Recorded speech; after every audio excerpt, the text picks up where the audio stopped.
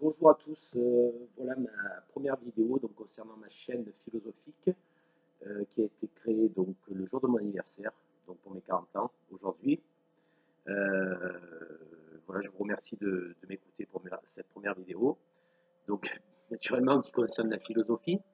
Pourquoi cette chaîne? Pourquoi la création de cette chaîne?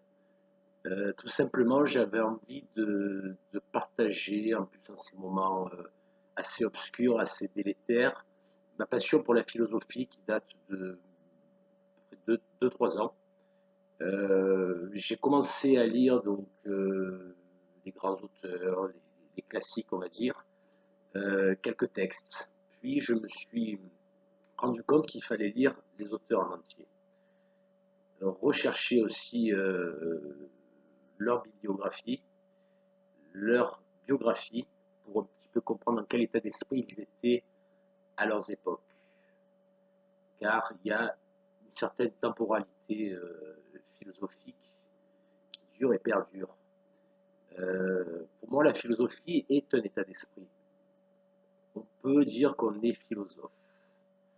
Pas on est au verbe être, mais au verbe naître.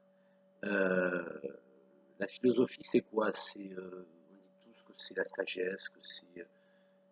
Je pense qu'on n'arrive pas à la sagesse sans être dans une téléologie, une finalité.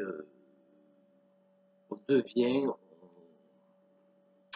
on flirte avec la sagesse. Le terme philosophie, à la base, c'est pas aimer la sagesse, c'est aimer le savoir. Si on remonte au 4e, 5e siècle avant Jésus-Christ, qu'on relit les textes de Platon qui font l'éloge de Socrate, les textes d'Aristote, donc voilà, on pourrait dire que la philosophie part d'une culture gréco-romaine, je pourrais dire même que ça part plutôt de la Grèce antique.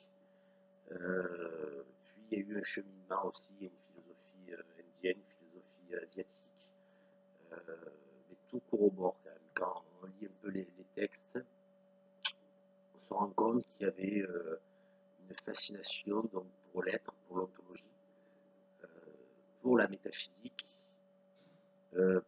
pour la philosophie des idées. Et moi, ce que je recherche à travers la philosophie, c'est la philosophie de l'idée, de l'action.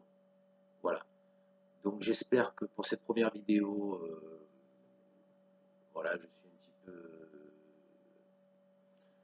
un petit peu dans le. Vous pouvez voir, j'hésite un peu, mais je vais quand même la poster. Voilà, par conviction. Donc c'est. Je vous conseille de me suivre, ça peut être très sympa. Là, c'est la première vidéo. Les prochaines seront meilleures, un peu plus folkloriques, avec plus d'enthousiasme, avec des sujets. Vous pouvez me poser des questions et je vais essayer de rédiger sur ces thèmes-là et échanger. Voilà. Ce que j'ai envie de faire, c'est aussi transmettre. C'est ce qui nous manque dans notre société, la transmission, la véritable transmission. Donc on avait ces philosophes, ces maîtres, ces scolarques qui enseignaient justement et qui permettaient de transmettre. On a pu le voir avec l'école, l'académie qui avait été créée par Platon, le lycée par Aristote, donc c'est des noms qu'on utilise encore pour les enseignements supérieurs. Et on a eu l'école du portique sous Zénon d'Élée, donc l'école stoïcienne, et le jardin d'Épicure, donc d'où le nom Épicure. Voilà, puis il y a eu d'autres écoles, le scepticisme, le pyrrhonisme, voilà. Et des courants de pensée qui ont découlé à travers ça, donc le rationalisme, l'idéalisme, le matérialisme, l'atomisme, le Démocrite. Voilà, donc je vous remercie pour cette première écoute et je vous dis à très bientôt. Merci, au revoir.